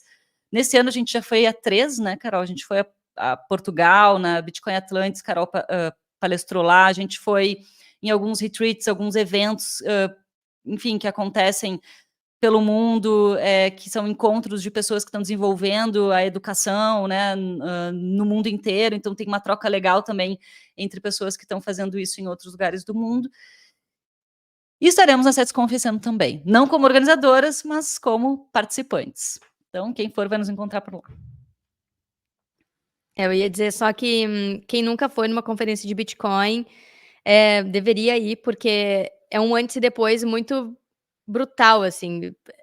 É uma sensação antes de tu acha que tu vai ficar sentadinho vendo uma galera falar, mas quando tu vê, tu tá conhecendo um monte de gente, tu tá expandindo, tá conhecendo um monte de formas de usar o Bitcoin e coisas que tu não teria acesso de forma só digital aqui nas redes. E conversar sobre Bitcoin nunca tem fim. Então é um reabastecimento dessa energia, assim, que gira ao redor do Bitcoin, quando a gente se conecta no Bitcoin, dá essa euforia. E toda vez que eu vou em conferências de Bitcoin, eu me sinto de novo descobrindo o Bitcoin, aquela sensação da primeira vez, sabe? Tipo, boom mental. Cada vez que eu vou numa conferência de Bitcoin é um boom mental, porque sempre vem novos insights, tanto no palco quanto fora dele. Sem contar, não sei, Caio, se tu tem essa sensação também, é um momento único que a gente vive ainda. Tem gente, claro, os OGs, né, a galera que começou lá 2012, 2013, 2014 vai dizer: "Não, o momento bom mesmo já passou", né, a turminha ali, Adam Back, né, a galera, que inclusive inspirou, contribuiu, né, para o desenvolvimento do Bitcoin e tal. Mas ainda é possível conhecer essas pessoas, conversar com essas pessoas, ainda é possível, estar muito próximo dessa galera aí que, né, trocou até e-mails com Satoshi, enfim, né, é muito fácil tu estar perto das pessoas que estão desenvolvendo o ecossistema do Bitcoin, participando ativamente dele. A gente não sabe daqui 10 anos como o mercado vai estar, talvez já esteja tão grande, que as conferências já sejam aquelas de milhares de pessoas, ou que quem já é mais antigo no Bitcoin talvez nem participe mais, nem esteja mais presente nesses eventos.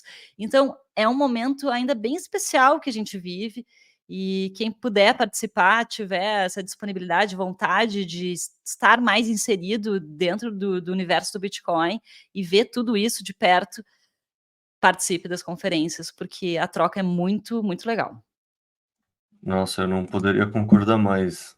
Eu lembro que a primeira dessas eu fui na Adopting Bitcoin, claro, mas a SetsConf que eu fui, quer dizer, eu fui nas duas, né? Mas a primeira, que eu ainda não sabia o que esperar, eu lembro que eu fiquei surpreso com a qualidade dos participantes, com isso que você falou, a energia. Você sai energizado, assim, você sai pensando, nossa, a gente não tá sozinho, a gente tá em bando e esse bando consegue se comunicar às vezes, porque a experiência de um Bitcoiner geralmente é muito solitária, né? Tipo, especialmente, não sei, vocês são produtoras de conteúdo, vocês entendem que, assim, você tá falando provavelmente dessa câmera que tá aqui, assim, você não tá falando com o auditório, você não tá realmente sentindo o efeito do seu trabalho, até que você vai nesses lugares na vida real, né? Você vai na vida real e vê pessoas na vida real. Isso, não sei, pelo menos para mim sempre foi muito energizante e mostra como não é só uma alucinação, tipo, tá acontecendo de verdade, assim. Então, assino embaixo que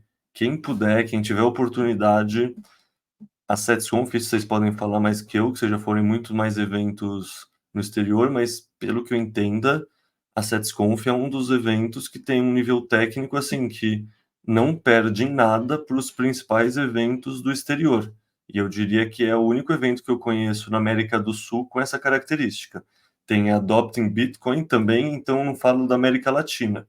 Mas a SetsConf, no mínimo, é do mesmo nível que a Adopting Bitcoin, e eu colocaria como principal evento da América Latina. Assim, não sei se tem algum evento muito importante na Austrália, se não tiver o evento mais importante da América do Hemisfério Sul também. Não, com certeza, Caio. E as conferências de Bitcoin Only, elas estão, assim, crescendo muito, e muita gente criando projetos ao redor do mundo. Tá, assim, eclodindo. Essa palavra, né, quando tá, assim, Muito bonita a ebulição. palavra. É. Eclodindo. As conferências estão eclodindo ao redor do mundo. Então, não só conferências, mas meetups também. Então, onde você esteja, você vai conseguir provavelmente participar de um meetup, ou se não tem, crie um, porque vai ter outros doidão aí, Bitcoiner, que vão querer se encontrar e conversar sobre Bitcoin, pode ter certeza. Para realizar pagamentos via Pix com Bitcoin ou USDT, você deve clicar no ícone central no menu inferior, clicar em Reais, digitar o valor que você deseja transferir e clicar em Enviar. Agora, digite ou colhe a chave Pix do destinatário, selecione a conta e digite o seu BIPA-PIN. Por fim, escolha o método de pagamento clicando em Reais. Agora você pode escolher entre usar Bitcoin, USDT ou Reais. E para finalizar, arraste o botão branco para confirmar a transação.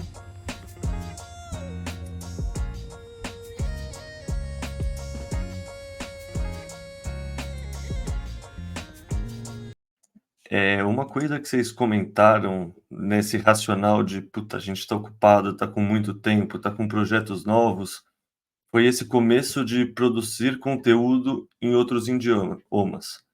Qual foi o racional por trás dessa ideia? Caio, a gente tem muito material já produzido em português e a gente atingiu uma base bem legal, assim, de seguidores, pessoas que a gente atinge mensalmente aqui no Brasil, né? Já são mais de quase 2 milhões de views dentro do nosso YouTube, né? De conteúdo. Mensalmente a gente tem 10 mil acessos no nosso blog, um conteúdo Bitcoin only. Então a gente conseguiu atingir uma velocidade de cruzeiro, né, em português. A gente tem alunos de Angola na nossa plataforma, a gente tem alunos de Portugal. Aliás, a nossa plataforma foi lançada há 3 anos, foi uma das primeiras plataformas de educação de Bitcoin no mundo, a primeira a aceitar pagamento em Bitcoin e Lightning, né, dentro de educação, né. Então a gente já está há um tempo trabalhando nisso e atingimos um público muito legal em português. Isso começou a nos chamar a atenção. Espera aí, a gente tem aluno que está no Japão, a gente tem aluno de Angola, a gente tem aluno da Nigéria, a gente tem aluno da Bolívia, a gente tem aluno de Portugal. Por que não traduzir, então, o nosso conteúdo, já que a gente tem bastante material já produzido? Por que a gente não traduz isso para outras línguas, para ajudar outras pessoas? E as pessoas também vieram nos perguntar isso. Eu tenho meu marido, eu moro na Espanha e meu marido é espanhol, vocês não têm conteúdo em espanhol? Eu queria tanto que ele acompanhasse também os conteúdos de vocês. Então, as pessoas trouxeram essa necessidade para nós, né? Então, a gente pensou, por que não traduzir? Se a gente traduz para inglês e espanhol, a gente atinge uma base maior, né? E consegue ajudar muito mais pessoas a entender sobre Bitcoin. Por que não fazer isso? E aí a gente trocou uma ideia com o pessoal da HRF, né, da Human Rights Foundation. A Human Rights Foundation tem um braço que apoia a Bitcoin, né, como uma ferramenta de liberdade. E enfim, conversamos com eles sobre isso e eles apoiaram a área Bitcoin para fazer essa expansão, né? Nos deram grants no ano passado e a gente vem desenvolvendo isso desde o início desse ano. Mas, de novo, tudo demora, né? Tudo são etapazinhas, assim, né? Que a gente vai estruturando com a nossa equipe. Então, colocamos o blog em inglês no ar, aí começamos a fazer alguns testes. É um público diferente, né? Então, a gente precisa entender se os conteúdos eles estão adequados para quem fala inglês. Agora, a gente já está começando o blog em espanhol, também tem esse entendimento, tem que ter uma adequação do conteúdo. Quando a gente fala para o público brasileiro, a gente dá alguns exemplos no Brasil. Então, quando a gente fala para um público English speakers, né?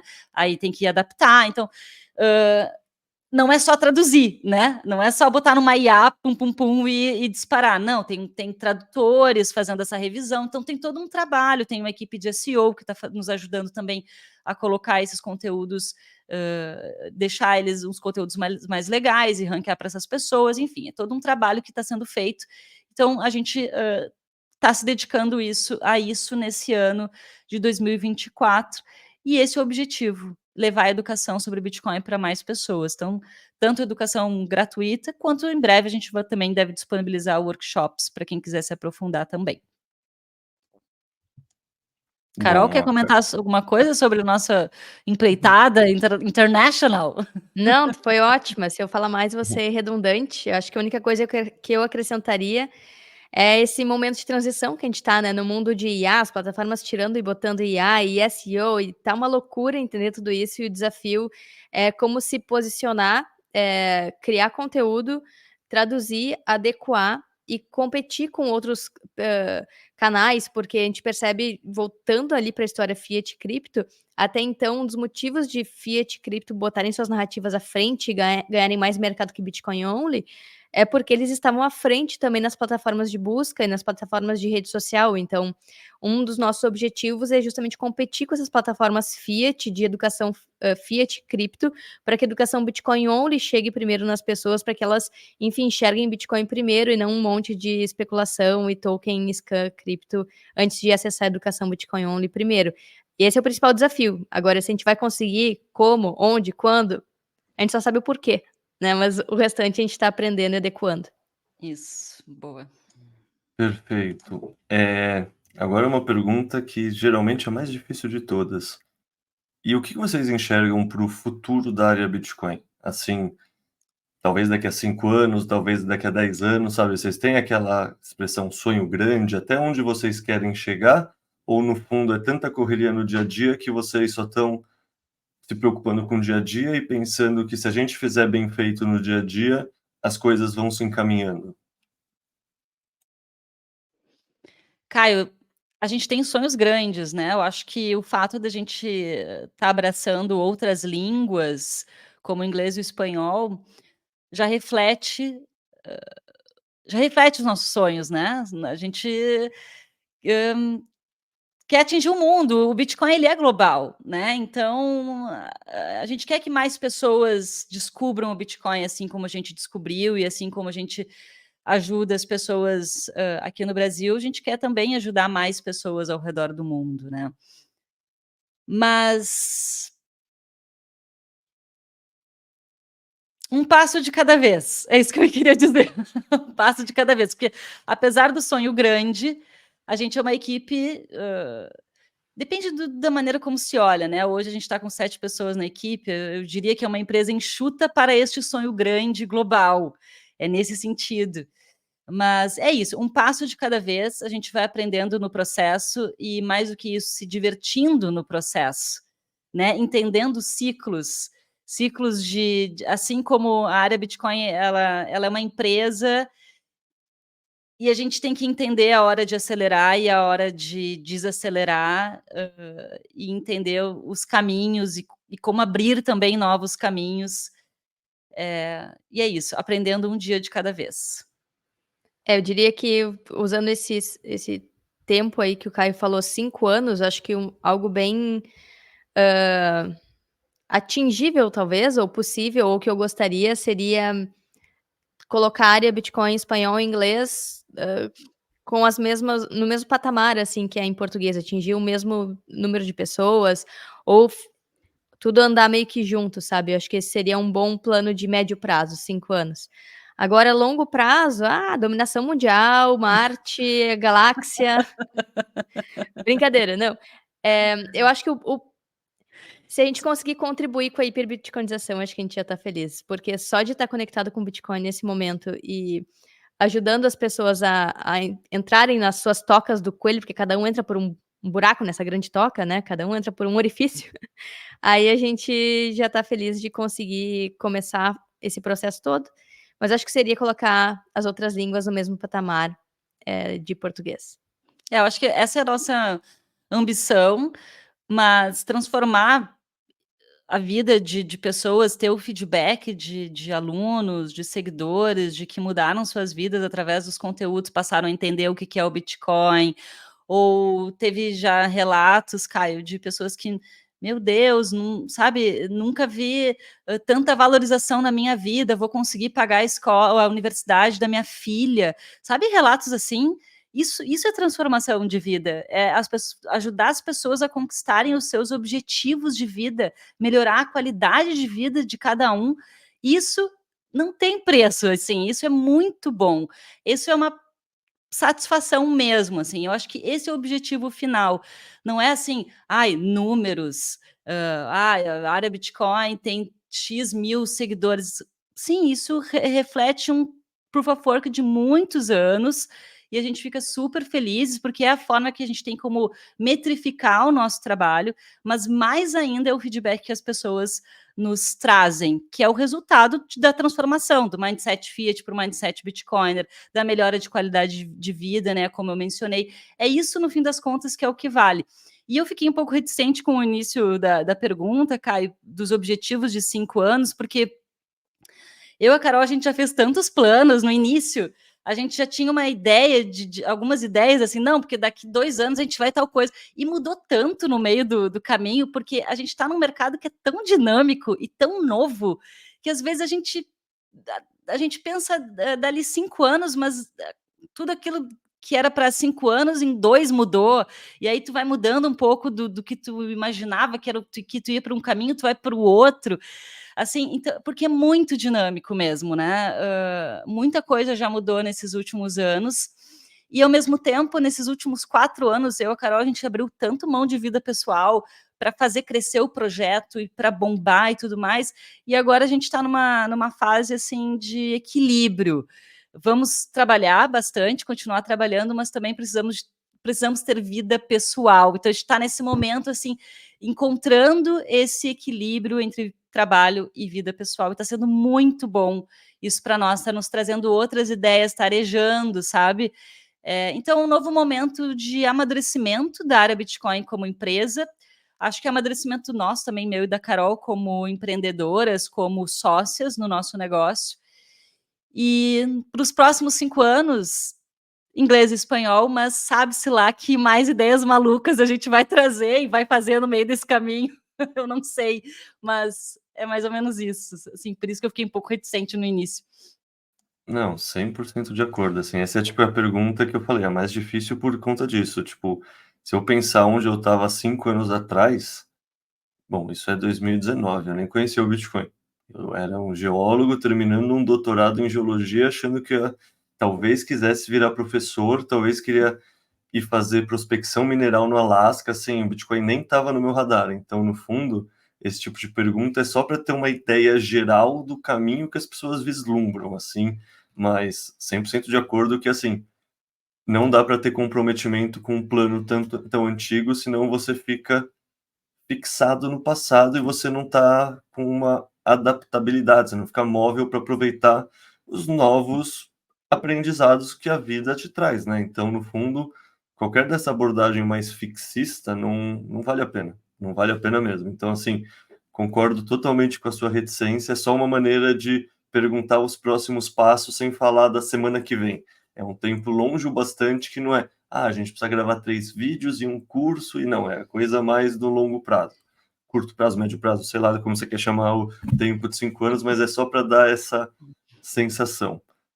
E agora a gente já está chegando, sei lá, 1h20, então e eu encerrei a pauta aqui, eu queria só fazer as 2 últimas perguntas que eu tenho costumado fazer em todos os podcasts que eu estou gravando pela Bipa. A primeira dela é: tem alguma coisa sobre a pauta de hoje, ou seja, a trajetória de vocês que a gente não comentou e que vocês acham que faça sentido trazer para o público conhecer um pouco mais Kaká e Carol, Área Bitcoin, por trás da cortina, essa parte bastidores, que no fundo é a ideia da caracterização da nossa conversa de hoje? Boa pergunta, Caio. Vai, eu acho que a gente nunca falou tanto sobre vida pessoal e bastidores, que eu não tenho nenhuma nova perspectiva, assim, que a gente nunca tenha falado. Tu tem alguma, Cacá?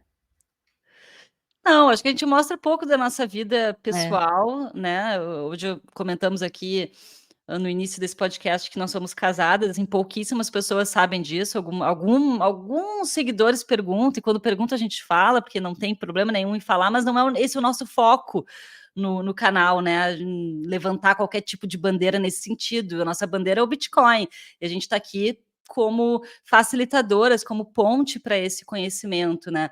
Mas a gente fala bem pouco, então, da nossa vida pessoal, né, mas enfim, a gente tem 2 cachorros, amamos eles, jogamos beach tênis, Carol agora vai se aventurar no surf, a gente gosta de ouvir rock, que mais? Coisas desse tipo. Churrasquinho. Churrasco, a gente ama um churrasco, coisas desse tipo aí que às vezes as pessoas não sabem da gente, mas enfim, a nossa vida é bem normal, trabalhamos bastante e gostamos de viajar, e é isso aí. Perfeito. Então, a última pergunta que eu tenho feito para as pessoas é assim: eu quero 2 recomendações de leitura de cada uma de vocês. Uma recomendação de leitura sobre economia, ecossistema do Bitcoin ou temas mais ou menos associados, e uma recomendação de leitura que não tenha nada a ver com nada disso, não tem a ver com Bitcoin, não tem a ver com economia, sabe, um livro que vocês leram, que vocês gostaram e que não tem nada a ver com trabalho. Carol vai lá. Carol ama ler, tá? Eu já vou explicar o meu lado. Tá. Bom, vamos no de economia primeiro. Eu tô lendo o livro da Lynn Alden, o Broken Money, então tô lendo ele agora. Adoro as análises dela, eu acho que antes de começar a acompanhar a Lynn Alden, eu nunca, pensei primeiro que quando eu estava aprendendo sobre finanças, eu jamais imaginei me conectar com macroeconomia. De novo, o Bitcoin vai lá e te mostra que sim, tu vai aprender, sim, tu vai te interessar, tu vai achar interessante, olhar para mercados globais e como que a economia funciona e blá-blá-blá. Então, Broken Money explica muito da história do dinheiro, complementa muito, o padrão Bitcoin. É um livro grande, assim, então tô no início e, vale a pena, assim, quem quiser entender mais o trabalho dela, olhar por novas perspectivas, o Bitcoin Sistema Fiat é um bom livro. E sem ser a ver com Bitcoin, eu curti muito o livro Essencialismo, mas faz bastante tempo que eu li, faz uns 8 anos. Que é basicamente como olhar para o que de fato importa e tirar todo o ruído. Se a gente for pensar pelo lado bitcoiner, faz sentido, né? Para entender Bitcoin, a gente tem que tirar todo o ruído fiat, toda a narrativa, toda o que não faz sentido e olhar para o que, qual que é o sinal aqui, qual que é a informação. Esse livro me ajudou a ter um pouco mais de clareza mental na hora de olhar para o mundo e olhar para o que é realmente essencial, porque às vezes a gente carrega uma bagagem que não faz sentido ou tem informações que não fazem sentido e ajuda a filtrar, assim, de forma bem ampla. Não é uma bala de prata, não resolve tudo, mas é uma boa perspectiva. Ótimos livros, e assim, eu ainda não li o Broken Money, tá na fila, quero muito, adoro a Lynn Alden. Isso que você falou do essencialismo, no fundo, a gente tem que guardar cada sim não com muitos nãos. Cada sim nosso com muitos nãos. Ou seja, se você tenta abraçar tudo, você presta atenção em tudo, você acaba não sabendo nada, né? O ruído nos envolve e nos distrai. Então, ótima recomendação de leitura mesmo. Bom, eu vou recomendar aqui para o pessoal o livro Block Size War. Só tem em inglês ele, mas para quem quer entender a guerra de blocos, na verdade, a guerra de narrativas que aconteceu entre 2015 e 2017 dentro do Bitcoin, queriam mudar o Bitcoin, queriam fazer um hard fork, né, e mudar o Bitcoin para aumentar o tamanho de bloco e tudo mais. E é interessante acompanhar, ler esse livro para entender um pouco da história do Bitcoin e também estar preparado para novas guerras de narrativas daqui para frente. A gente teve recentemente do BIP 300, BIP 301, né? Então, isso eventualmente vai voltar a acontecer. Então, é bom entender o passado, né? Para ter opinião, entender quais são o que pode acontecer no futuro. E agora, fora do Bitcoin, faz uns 2 anos, gente, que eu tô lendo Princípios do Ray Dalio. Por que eu digo Conta que eu tô sobre esse lendo? livro. Eu tô lendo há uns 2 anos, porque assim, ó, eu leio bastante quando eu tô em voo. é um momento que eu tenho uma certa dificuldade de concentração, tá? Bem grande, assim, eu sou bem dispersa. Então, para ler, tenho dificuldade, às vezes, de ter uma leitura. Tem até uma técnica que agora eu esqueci, acho que é a técnica Pomodoro, que tu lê 10 minutos para 5 e tá, tá, tá. Eu uso essa técnica, tá? Não exatamente nessa minutagem, mas eu faço isso. Eu leio 10 minutos para os 5, daí volto. Inclusive, durante o meu trabalho, assim, escrevendo artigos, né? Eu escrevo os artigos para o blog e tal, eu faço isso. Então, eu não consigo ficar muito tempo numa mesma tarefa. E aí, eu comecei a ler o livro do Ray Dalio dentro do avião, dentro de um voo, há 2 anos atrás, e eu tô até hoje lendo o livro do Ray Dalio, porque ele é enorme, esses princípios, e tem, sei lá, 700 páginas, ou sei lá o quê.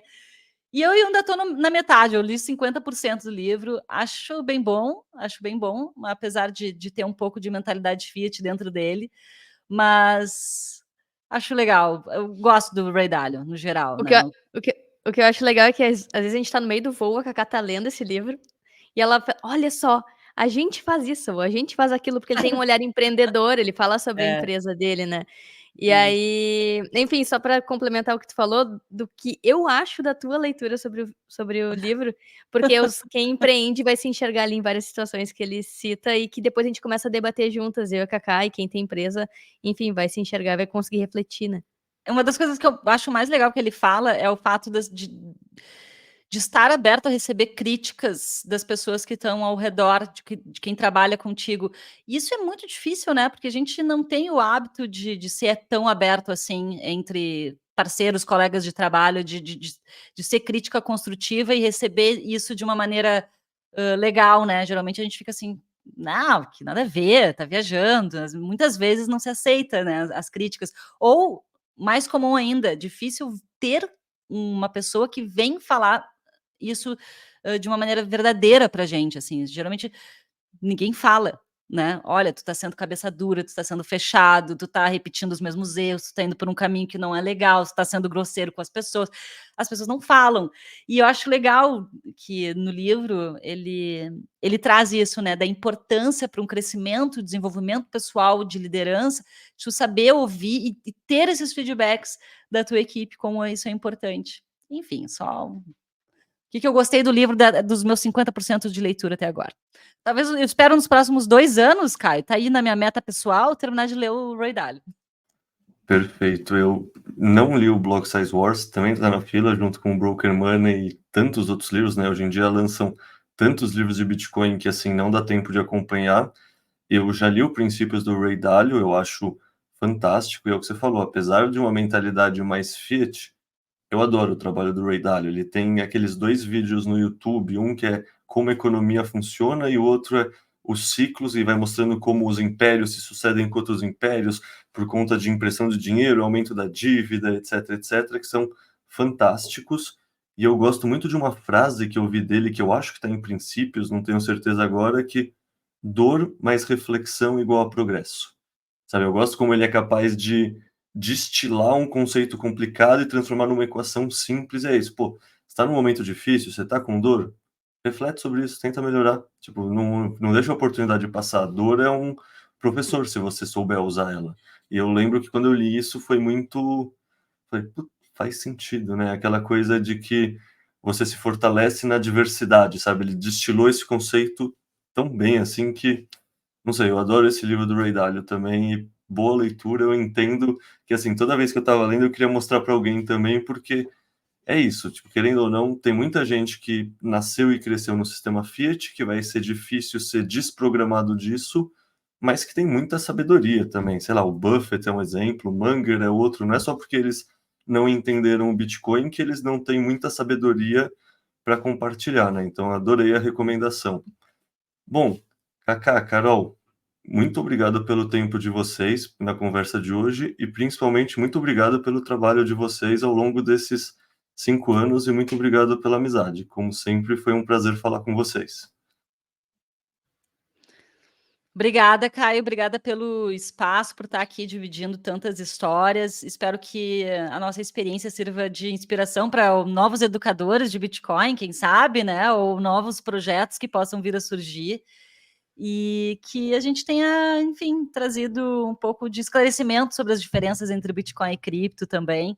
Quem quiser nos acompanhar, a área Bitcoin lá no Instagram, no YouTube, tem bastante material, bastante conteúdo. Espero que a gente se encontre em breve também, Caio, ou na SetsConf, ou em outro evento, meetup, ou onde for. Caio, obrigado por esse papo. Obrigado também pelo teu trabalho, conversando com uma galera bitcoiner, trazendo muitas vozes bitcoiners brasileiras, né? Isso é super massa. Obrigado a Bipa também pelo espaço aqui. E bora bitcoinizar o Brasil, bora bitcoinizar a galera. E, enfim, tamo junto aí, educando, trazendo mais Bitcoin para o Brasil. E conta com a gente com o que precisar.